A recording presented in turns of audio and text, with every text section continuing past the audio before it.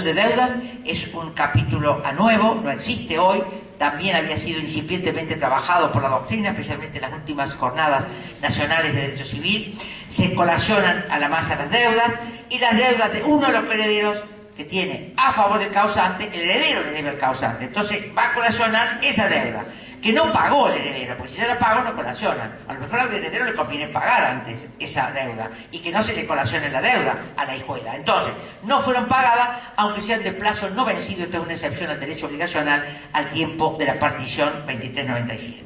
Este esquema simplemente intenta mostrarles en la sucesión intestada qué simpleza hay en el título 9 de las sucesiones intestadas frente al título 8 de las sucesiones intestadas del Código Civil y del Código Civil y Comercial. Este es el actual título 9 de las sucesiones intestadas, que trabaja la sucesión de los descendientes, de los ascendientes, del cónyuge, de los colaterales y los derechos del Estado, yéndose esa expresión incorrecta, que era como tratar al fisco como heredero. Bueno. La sucesión intestada, entonces, es la dispuesta por la ley, como ya dijimos, y puede coexistir con la sucesión testamentaria. Sigue la tradición nacional, no se ha apartado de la sucesión, de la situación actual, con el derecho de origen romano, subjetivo, y se define por líneas y grados de parentesco, exceptuado el cónyuge que no es pariente, ¿verdad? Exceptuado el cónyuge que no es pariente. En general se mantiene la forma de llamamiento. En algunos de los derechos de cada orden sucesorio hay novedades. Se suprime el llamado a la viuda y se adapta la vocación hereditaria conyugal al sistema encausado de divorcio. Es decir, si yo soy cónyuge no tengo problema, pero si estoy divorciado, separado de hecho, etcétera, o excluido de mi hogar por alguna situación que el juez ha decidido, cambia esa vocación hereditaria con el nuevo sistema previsto por el Código Civil y Comercial. O sea que hay que tener cuidado cuando uno dice me voy de esta casa.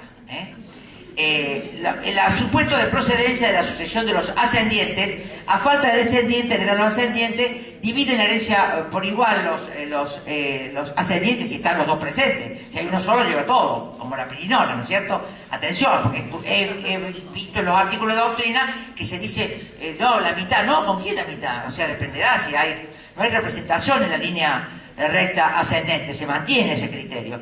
Concurre con cónyuge con quien el cónyuge recibe la mitad de la herencia, tiene un mejor posicionamiento. La legítima es de un medio, ¿verdad? Ayuda bastante esta baja de reducción de la cuota de la legítima global en cuando concurren los ascendientes, porque imagínense que yo, si soy ascendiente, puedo respetar hasta el 50% del haber en disposiciones testamentarias, ¿no? Es importante eso. O en proyectos que el causante tenía y que dispuso la mitad de su patrimonio para eso. Es muy importante que se haya reducido la cuota al 50%, equiparándose con la cuota global del cónyuge, que también es un medio de la sucesión. No están incluidos entonces como sujetos activos ni pasivos de la acción de colación. Esto es un dato técnicamente relevante. En cuanto a los hijos, vienen solos a la sucesión o concurren con el cónyuge. Yo tengo que distinguir aquí, a nuevo también, si el cónyuge está en un régimen de comunidad de ganancias o si el cónyuge estaba con el causante en un régimen de separación de bienes. Porque no es igual los bienes que no reciben calificación de los bienes que sí la reciben. Entonces, atención, si vienen solo a la sucesión, heredan, si son 3 hijos, por cabeza, perfecto, respetando la cuota de disposición o de libre disposición del causante. Si lo concurre con el cónyuge, habrá que distinguir respecto a los hijos si hay comunidad de ganancia, insistimos, o separación de bienes. Aunque antes había separación de bienes, atención, como régimen, como régimen extraordinario, 1294 y concordante, esto cambia el sistema, porque esto es una opción de régimen ordinario. Ordinario. Entonces, el cónyuge puede oponerse a que se incluyan en la partición algunos bienes, por ejemplo, el establecimiento comercial, industrial, una finca por acá que tenga la aceituna o en Mendoza, etc. Ese del cual sobrevive, del cual concretamente subsiste. El establecimiento, entonces, es completamente pasible de esta oposición del cónyuge que se incluye en la partición. Y las sociedades por partes iguales, la cuota de acción de la sociedad y la vivienda que ha sido residencia habitual también queda en la posibilidad de que pueda disponerse esta posición. La atribución preferencial es de un establecimiento para el cónyuge sobreviviente o un heredero y el saldo pagado, cuando me atribuyen el saldo pagado como crédito al contado, excepto un acuerdo en contrario, ejercicio de la autonomía personal de la indivisión. Fíjense que no estamos partiendo, estamos en la atribución preferencial resolviendo, pero no hemos adjudicado todavía. Estas escuelas están conformándose. De otros bienes, el cónyuge sobreviviente o un heredero pueden pedir también la atribución preferencial. También pueden pedir la atribución preferencial de algunos bienes. Algunas conclusiones. Entonces, las innovaciones relevantes definen al sucesor universal, al heredero de cuota, al legatario, se precisan los conceptos de aceptación y renuncia de la herencia, se regula el contrato de cesión de derechos hereditarios y la situación de los créditos activos y pasivos, se regula la indivisión hereditaria, de la cual no teníamos normas, y la partición, que también existía legislada con normas muy escasas que no alcanzaban, no satisfacían para resolver los conflictos. Se incorpora la figura de la licitación, que había sido derogada por la reforma Borda, se autoriza la atribución preferencial de bienes, se regula el proceso sucesorio y la administración judicial de la herencia, y a la par la administración extrajudicial en el título de la indivisión. Se modifica el sistema de legítima y su modo de protección, se suprime la desheredación, compilándose todas las causas de desheredación en las causas de indignidad, que ahora son un artículo con numerosísimos incisos, y se precisan las normas de las particiones o de la partición por los ascendientes. Los principios aparecen como una mayor autonomía personal, la solidaridad, el reconocimiento de la persona humana, en la sucesión de los descendientes, la igualdad de derechos, se distingue la adopción plena y simple, sin efectos recuerden esto para cuando estudiemos, que esta diferenciación de la profundidad que puede tener la sentencia de adopción respecto de la plena y respecto de la simple, o sea, darle más derechos y más incorporación familiar al adoptado simple y respetar más los vínculos del adoptado pleno con su familia de pertenencia anterior o de origen, esto no influye en el derecho sucesorio. Además de decirlo, la norma en el título de la adopción en el libro segundo del Código Civil y Comercial lo reitera en el esquema del libro quinto del Código Civil y Comercial actual. En general, el Código materializa una conjunción del derecho sustantivo con el adjetivo, como ustedes han visto. Nunca se había visto un código replanteando los procesos de administración extrajudicial en Argentina, además de los códigos procesales, y la administración judicial. Se tiende a adaptar la normativa de las sucesiones a la realidad actual y al tráfico jurídico que tenemos, permitiéndonos una nueva regulación de la transmisión de derechos por causa de muerte, importando un desafío para elaborar todos los principios en los que ahora tenemos que relaborar. En la sucesión testamentaria, el libro quinto simplifica las formas de testamento, hay solo dos, por acto público y hológrafo, desaparece el testamento por acto cerrado, y simplifican todas las normas de la prueba que me exige desde el inicio el testamento por acto público o el cerrado o el hológrafo para que ese acto sea válido. Es muy importante la simplificación porque ayuda mucho a la tramitación de las diferentes peticiones. Se simplifican las personas que pueden suceder, se regula claramente la institución y la sustitución de herederos y legatarios en la sucesión testamentaria. Se sistematizan los legados en pocas normas, con pocos nombres y globalizando los sistemas de legados. O sea que no tenemos, como teníamos 25 clases de legados, tenemos pocas clases de legados porque omnicomprende cada uno en su interior las distintas formas de instituir herederos legatarios singulares. Son 17 los artículos de legado, fíjense, contra numerosísimos que había antes, 24, 94, 2510. Fíjense la cantidad de artículos de los legados, o los 17 artículos de hoy contra los artículos del Código Civil. La revocación y caducidad de las disposiciones testamentarias se articulan con mucha precisión y se otorga mucha importancia a la figura del albacea. Hoy es un señor desconocido el albacea. El albaceajo en sí había perdido entidad. Hoy se recupera esta figura del ejecutor testamentario de mis disposiciones para darle un rol preponderante en las futuras tramitaciones de los procesos testamentarios judiciales. ¿Cuál es la innovación relevante? La sucesión contractual. No podemos decir que se ha impuesto en la Argentina la sucesión contractual. Es una excepción. Este pacto sucesorio, que puede celebrarse, entre el causante que organiza su sucesión. El causante organiza su sucesión de acuerdo con otros interesados, o sea, con su hijo, con sus socios, etc. Estipulando entre sí en vida del causante, no se murió el causante todavía, transferir o abdicar derechos, dependerá de qué pacto se trate. Pero es una convención el pacto, es una convención. Este pacto es un contrato cuyo objeto es todo o parte de la herencia futura, es todo parte, no me he muerto aún, ni nadie va a estar esperando que me muera, o sea, este es un pacto de preorganización, de planificación sucesoria, cuyo contenido concierne en gran medida a la organización de la transferencia de derechos sucesorios eventuales o arregla la atribución de la herencia o distribución de la herencia cuando están comprometidos, sobre todo sistemas empresariales pequeños, sobre todo en esas circunstancias en que las familias se realmente destrozan luego de esta muerte que causa digamos, uno de los miembros o el principal miembro o el miembro más importante de esa sociedad o producción familiar. Entonces, este pacto sucesorio nos permite preguntarnos: ¿puedo pactar sobre herencia futura? ¿Puedo formular pacto o convenciones? ¿Puedo hacerlo? ¿Quiénes pueden hacerlo? ¿En qué condiciones? ¿Con qué contenidos? ¿Puedo hacer, en síntesis, se entiende permitido en el Código Civil y Comercial este pacto sobre la herencia futura? ¿Se permite? ¿Se entiende prohibido?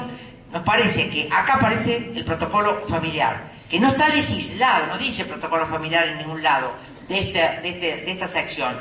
Es decir, el protocolo familiar es un escrito, en concreto el pacto, que es una reglamentación escrita de lo que yo quiero, lo más detallado posible, de lo que yo puedo suscribir como miembro de una familia que tiene, por ejemplo, una explotación de aceite unaca en Catamarca, y que actúa como un mecanismo preventivo frente a la muerte de alguno de ellos, de aquellos que son protagonistas de la empresa. Entonces, no cabe duda que las tendencias actuales, por ejemplo, el Código de Cataluña, que es el más nuevo de sucesiones que tenemos en el siglo XXI, tiene claros objetivos económicos el pacto. Este pacto sobre herencia futura o este protocolo que implementa en su interior el contenido del pacto. Se trata de establecer mecanismos que permitan dotar de mayor libertad a personas físico-jurídicas para continuar una empresa familiar, por ejemplo, o para facilitar la transmisión, el traslado de las titularidades de los patrimonios familiares. En palabras de María Martínez Martínez, desde la doctrina española, en recientes reformas comentando la ley francesa. Entonces, ¿por qué decimos que es relevante? Porque en el título tercero, no en el quinto, por eso el Código Civil y Comercial actual hay que coordinarlo completamente en sus 6 libros. No puedo no estudiar el libro 3, no puedo si estoy en el libro quinto, ni el libro primero si estoy en el libro segundo. Sí, hay que tener cuidado con esto, es un sistema muy completo y muy interconectado. Entonces, en el libro 3 del Código Civil y Comercial, en los derechos personales aparece regulado la obligación en general, en el título 1, en el título 2 los contratos en general y después los contratos particulares, todos. O sea que fundamental el libro tercero. Y en el título 4 aparecen los contratos particulares y otras fuentes de obligaciones. Este es el libro tercero. El 10.10, que es nuestra norma, que está en rojo, está en los contratos en general, que plantea la clasificación del contrato, la formación del consentimiento, la incapacidad para contratar, objeto de los contratos. Teoría general del contrato. Teoría general del contrato. 10.10, en rojo. No lo olviden, una norma aislada. Si ustedes la van a buscar en sucesiones, no va a estar en sucesiones. 10.10 del Código Civil. ¿Qué dice este artículo? Que la herencia futura no puede ser objeto de los contratos. Ha sentado el principio general. No puede ser objeto de los contratos. Ni tampoco pueden serlo los derechos hereditarios eventuales sobre objetos particulares, singulares, que pueden integrar la masa sucesoria, excepto lo que dice, lo que resuelve en el párrafo siguiente. Entonces, primer párrafo, no hay pacto sobre herencia futura. Principio general sentado. Vamos al párrafo segundo, que va a consignar la excepción. Los pactos relativos a una explotación productiva, atención, tengo que tener una explotación productiva, o a participaciones societarias de cualquier tipo, de cualquier clase, con miras a conservar esa unidad de gestión empresaria o prevenir conflictos, pueden incluir, esos pactos, pueden incluir disposiciones referidas a futuros derechos hereditarios y establecer compensaciones a favor o en favor de otros legitimarios que se ven, digamos, disminuidos en su haber o en su cuota concreta, sucesoria, por este pacto que ha comprometido los futuros derechos sucesorios. Estos pactos son válidos. Estos pactos sucesorios son válidos. Sean o no parte, miren ustedes, sea o no parte el causante, o sea que yo puedo ser el causante y no intervenir en los pactos.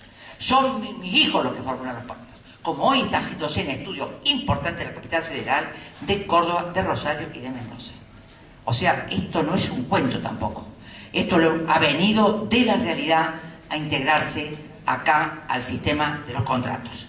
Estos pactos son válidos, aunque no sean parte del futuro causante y su cónyuge. Si no afectan a la legítima, no puedo vaciar mi sucesión, los derechos del cónyuge ni los derechos del tercero. 2286, las herencias futuras no pueden ser aceptadas ni renunciadas, o sea que no me habilita a mí a aceptar o renunciar a través del pacto a una herencia futura. Lo que me está permitiendo el 1010 es formular un pacto sobre los derechos eventuales sucesorios en estas condiciones. Por tanto, dice el propio Código Civil y Comercial en los fundamentos. En materia, explica los fundamentos, que yo siempre tengo que estudiar con los fundamentos también, ¿no? Estas son indicaciones prácticas que pueden servir y mucho. Explica los fundamentos, qué pasa con la capacidad, qué pasa con tal. Dice, también se establecen los criterios de determinación, bienes futuros ajenos litigiosos, y la contratación sobre herencia futura. Y la contratación sobre herencia futura. Lo tienen en los fundamentos. Abrir debate, me parece. En Código Civil y Comercial hay que abrir el debate. ¿Qué hacemos con las empresas familiares? Que son numerosas, que mantienen el sistema productivo argentino. Por lo menos en 3 aspectos básicos, por lo menos en 3 ítems. La definición de empresa familiar, no importa que no sea una sociedad típica, no importa que no sea una sociedad comercial, ahora no podemos usar ni comercial ni civil, que no sea una sociedad de la ley de sociedades 19550, también remozada por el Código Civil y Comercial. Se regula el protocolo familiar, por lo menos para tener una mínima base de lo que es un protocolo familiar, y se incluyen normas específicas en los pactos sucesorios sobre empresa familiar. O sea, el principio general es, pactos sobre herencia futura están prohibidos. Excepción, para tutelar la empresa o empresa familiar, los pactos están permitidos. Para tutelar los pactos de expresiones sobre el futuro hereditario, permitido, referido a una explotación productiva, una participación societaria de cualquier tipo. ¿Con qué fines? Para conservar la unidad de la gestión, prevenir conflictos, solucionar conflictos. ¿Con qué requisitos? Establecer compensaciones a favor de los otros herederos que se ven perjudicados. ¿Qué validez tienen los pactos? Que no afecten la legítima, ni los derechos del cónyuge, ni los derechos de terceros. O sea, en síntesis, principio general del 1010, para que no quede oscuro, los pactos sobre herencia futura prohibidos, regla general. Excepción, para tutelar la empresa o la empresa familiar, debate. Los pactos sobre herencia futura están permitidos. No están en debate, están permitidos. En esas condiciones, lo que va a abrir el debate sobre qué está comprendido dentro de estas expresiones técnicas, que es las condiciones que fija la ley. Es decir, que la admisión del pacto de herencia futura se refiere, sin nombrarlo, al protocolo familiar. Por eso insistimos que hay que abrir el debate y el estudio. Y por ende le da rango de contrato. Por eso le da rango de contrato. Este protocolo debe ser incluido, según una persona que ha estudiado mucho el tema de la empresa familiar y los protocolos, en la categoría de los contratos asociativos, que es un tema menor que no tiene importancia. A modo de conclusiones. Los límites a la autonomía de la voluntad encuentran en la protección de la familia muchos matices, muchos. Entonces, lo tenemos que tener en cuenta eso. Y es necesario entender el interés de la sociedad y de las empresas familiares. El sistema de defensa de la legítima rigurosa hoy colisiona con el derecho a la libertad personal, el derecho de propiedad y el derecho a testar, y con el interés social de libre circulación de bienes. Yo he dirigido 2 tesis sobre inconstitucionalidad de la legítima y estoy dirigiendo 2 más. O sea, que no es menor el debate que subyace en la doctrina argentina. Esta sucesión contractual y el protocolo familiar tienen un hilo conductor, un sutil hilo por debajo, que es la empresa familiar, que la tengo que proteger, sobre todo en los países latinoamericanos, el protocolo familiar, que tiene que ser un instrumento, un arma, una herramienta jurídica puesta a disposición de los ciudadanos y de las ciudadanas para concretar esa protección de la empresa familiar, y los aportes que desde el Código Civil y Comercial se han hecho de mínima. El Código Civil y Comercial de la Nación, de agosto del 2015, ha hecho lo que podía hacer. ¿No hizo mucho? No, hizo lo que pudo, y con eso tenemos bastante. La herencia futura, contratos o pactos, abrir más el juego, tomamos a Einstein, Einstein nunca considera el estudio como una obligación, sino como una gran oportunidad para penetrar en el mundo del saber. Me parece que esto tiene que iluminarnos, esta frase, todos los días cuando miremos el Código Civil y digamos, ¿para qué llegaste?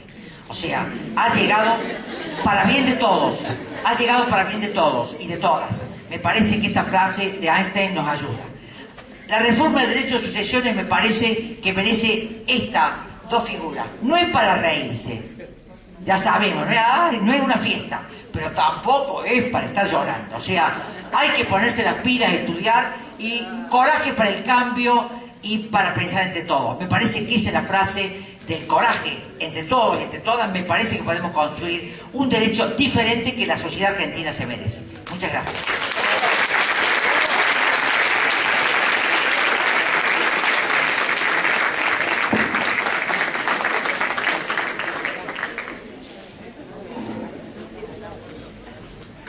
Hola.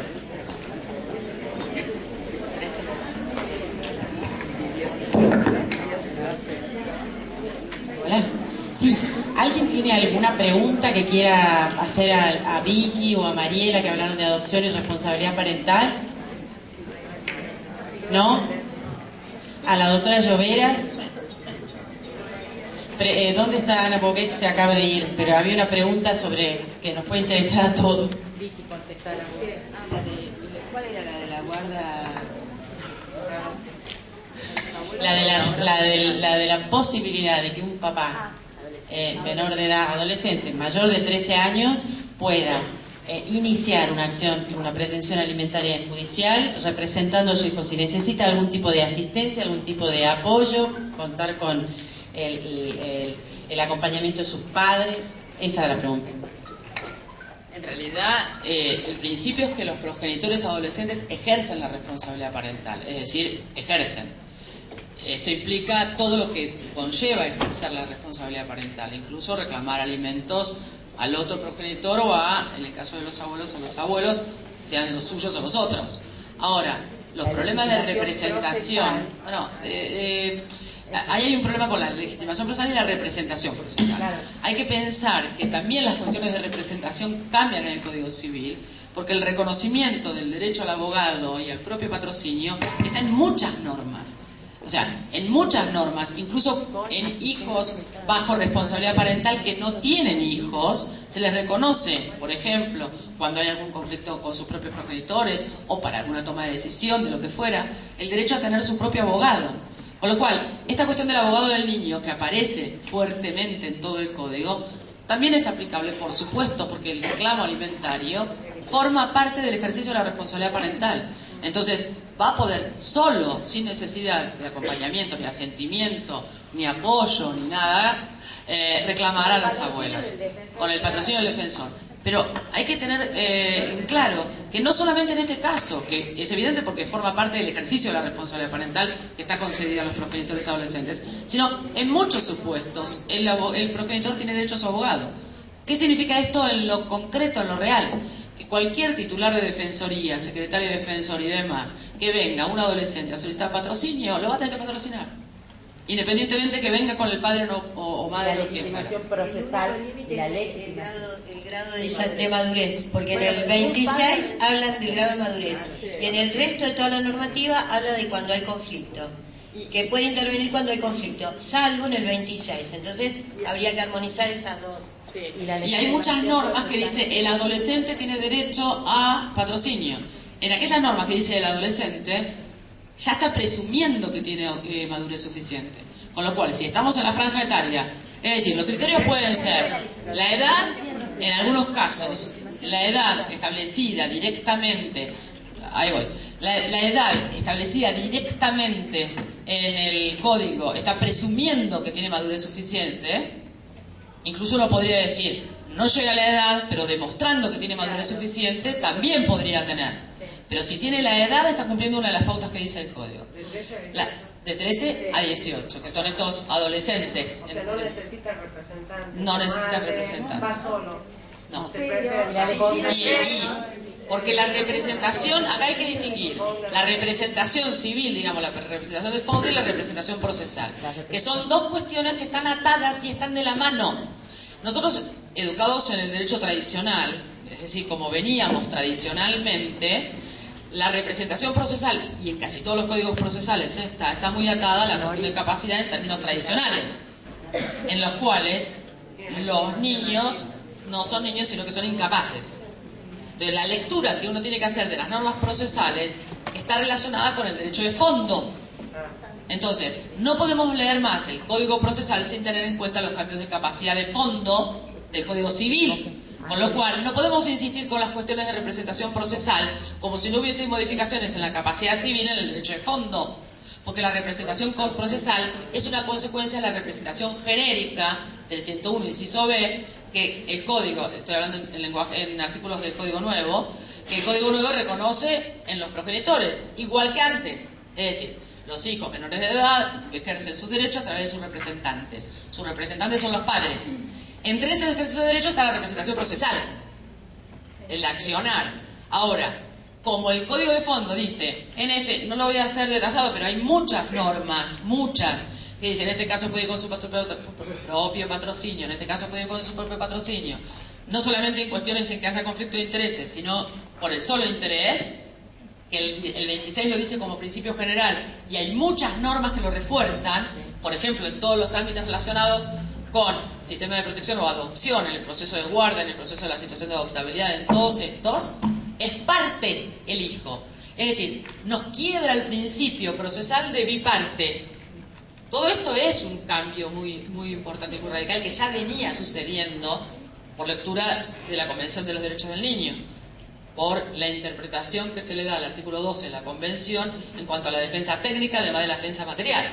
La diferencia es que los procesalistas se olvidan de esto, por esta desconexión que hay entre el derecho local y el derecho convencional, que todavía hay resistencia en esto, como si fuese una decisión volitiva o de interpretación. Es una cuestión de orden jurídico vigente, por eso después las sentencias son casadas en la Corte Federal, porque la Corte Federal dice, a ver, tenía derecho a ser oído, tenía derecho a, aunque el Código Procesal no lo dijera. Todo este escenario nos cambia con el Código Civil, porque la representación, y entre ellos la representación procesal, está condicionada por la representación de fondo. Y el principio general es, a mayor autonomía, menor representación. También en el ejercicio de los derechos y también en el ámbito procesal. Es toda la conexión. ¿Me permitís leer 679? ¿Sí? Dice el artículo 679, a título de ejemplo, Sí. 679, juicio contra los progenitores. El hijo menor de edad puede reclamar a sus progenitores por sus propios intereses, sí, previa autorización judicial, sí cuenta con el grado de madurez suficiente y asistencia letrada. Es un caso en el cual no establece límite etario, sino que lo resuelve desde la autonomía, desde el principio de autonomía, es decir, que se pruebe que tiene madurez y capacidad suficiente. Entonces, no está refiriéndose solamente al adolescente, sino que un chico de 10 años que tenga madurez suficiente también podría. Esto nos cambia mucho la idea del escenario de... Qué pena que no haya ninguna jueza de familia. Bueno, ya se van a enterar con las peticiones. Los jueces también tienen que resolver, depende de lo que planteamos los abogados. Pero hay Entonces, secretarios. Hay secretarios. Cuando hay... No importa uno, no importa. Cuando hay abogados que hacen peticiones fundadas, a los jueces se los obliga a expedirse. Con lo cual, El mientras doctor haya es camarista, funcionarios pero yo que digo, los ejercen jueces la no representación. Es decir, la representación procesal debe ser leída conforme a la representación del derecho de fondo. Y las variables son, o hay veces que establece el límite etario, o a veces la madurez suficiente. Hay que ir rastreando en los diversos artículos. ¿Cómo lo apruebo así? Hay muchas presunciones.